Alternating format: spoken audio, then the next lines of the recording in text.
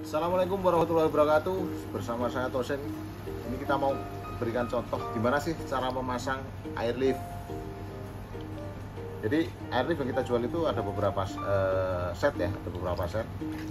Umumnya satu paket itu ada pipanya ini adalah 50 cm. Nah, ini namanya diffuser air lift.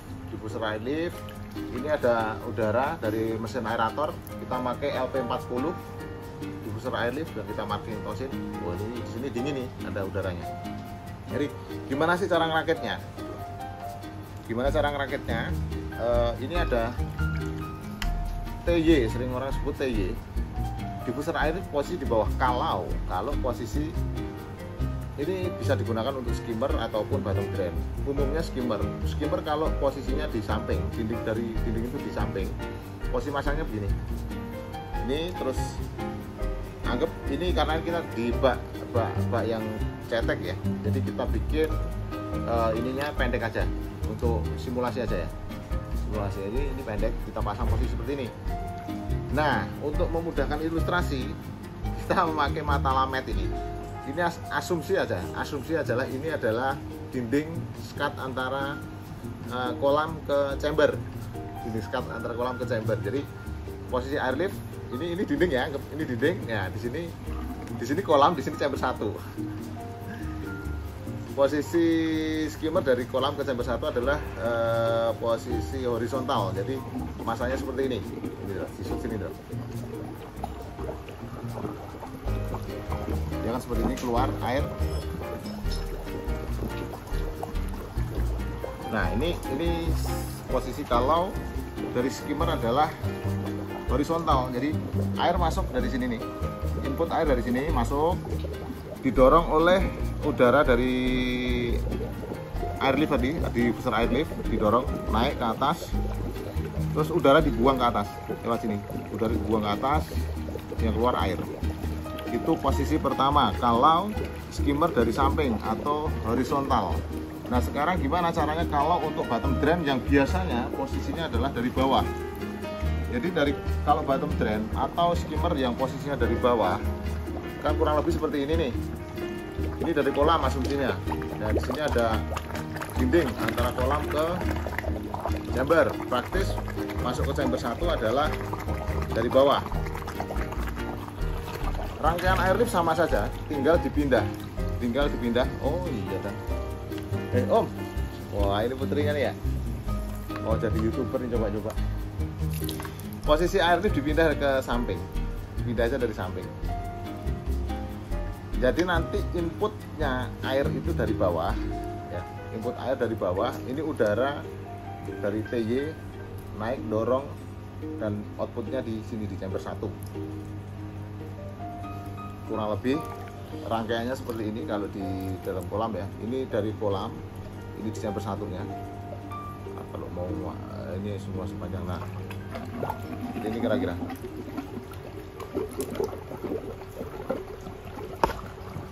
Nah, jadi hanya beda di posisi air lift ini aja, diffusernya aja nih. Kalau yang pertama tadi posisi diffuser ada di bawah dan inputnya tadi dari samping. Sekarang kalau outputnya si skimmer atau bottom drain itu dari bawah, berarti inputnya air dari bawah sini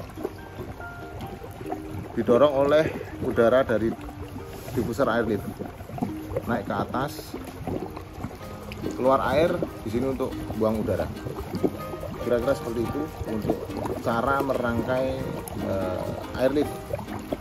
Ini bisa dipakai untuk meningkatkan debit skimmer maupun bottom drain.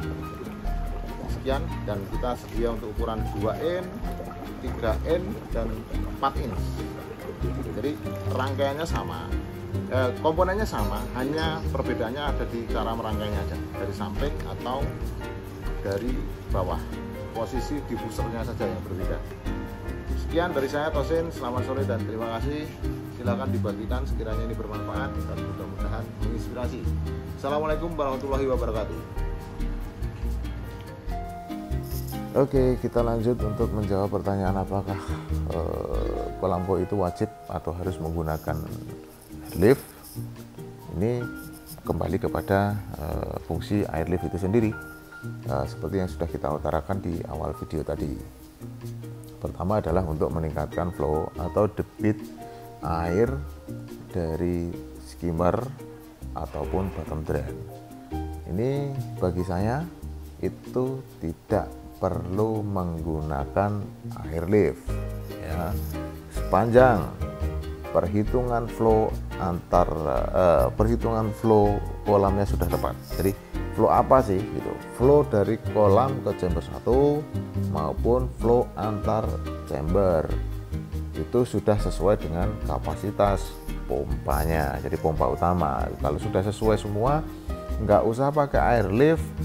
Tarikan skimmer, tarikan bottom drain bisa dipastikan kencang, sudah pasti gitu ya, sudah pasti kencang, nggak usah pakai airlift lagi. Nah, kenapa kok orang banyak pakai airlift? Itu pasti karena ada yang salah di perhitungan flow-nya gitu, baik dari bottom drain dan skimmer ataupun flow antar chambernya gitu ya. Nah, itu nanti kalau mau dibahas agak panjang lebar, kita bahas khusus saja nanti gimana sih cara menghitung flow supaya nggak perlu pakai airlift lagi, tapi skimmernya kencang, bottom drainnya kencang gitu ya. Oke, merambah ke poin kedua, untuk meningkatkan dissolve oksigen. Menurut saya akan lebih efektif meningkatkan dissolve oksigen itu adalah menggunakan alat yang sebagaimana mestinya, aerator tentunya gitu ya, mau di kolam ataupun di chamber. Nah, itu nanti tergantung diffusernya saja. Kalau di kolam bisa menggunakan diffuser disk atau diffuser tube, untuk chamber bisa menggunakan uniring, dan itu akan lebih efektif daripada menggunakan airlift. Nah, masuk ke poin ketiga adalah untuk menggantikan pompa utama. Nah, ini bisa dipakai untuk menggantikan pompa utama, itu bisa, tapi jangan pernah berharap menggunakan airlift ini bisa dapat Hmax yang tinggi. Misalnya airlift tapi nanti waterfallnya pakai bagi shower, yang nggak akan bisa. Mungkin itu itu bisa, tapi bisa jadi tidak akan lebih efektif dibanding menggunakan pompa. Kenapa saya bilang tidak efektif?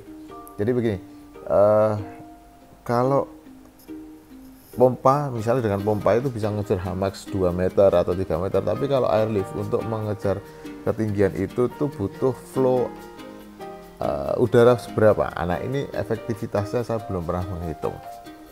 Jadi padahal tujuan menggunakan airlift untuk menggantikan pompa adalah ngejar supaya hemat biaya listrik gitu kan. Tapi ketika itu biaya listriknya malah menjadi lebih tinggi daripada menggunakan pompa, ya kenapa harus memakai airlift kan gitu kira-kira. Nah, airlift bisa digunakan untuk menggantikan pompa utama dengan catatan yaitu tadi flow besar bisa dapat, tapi Hmax-nya tidak dapat. Oke, itu mungkin penjelasan singkat saya. Kalau sekiranya ada yang perlu dipertanyakan lagi, bisa dilanjutkan via DM di Instagram @tosinkoi atau di marketplace kami ya, yang ada di Tokopedia juga ada, di Shopee ada, Bukalapak juga ada. Silahkan feel free saja bagi teman-teman yang mau bikin kolam atau ada problematika tentang kolamnya, silahkan bisa curhat. Nanti banyak kok tim-tim kami, kru kami yang akan membantu menjawab. Sekali lagi terima kasih. Ayo kita jadi orang baik. Kalau informasi ini sekiranya bermanfaat, dibagi-bagikan ke teman-teman, mudah-mudahan menginspirasi. Terima kasih.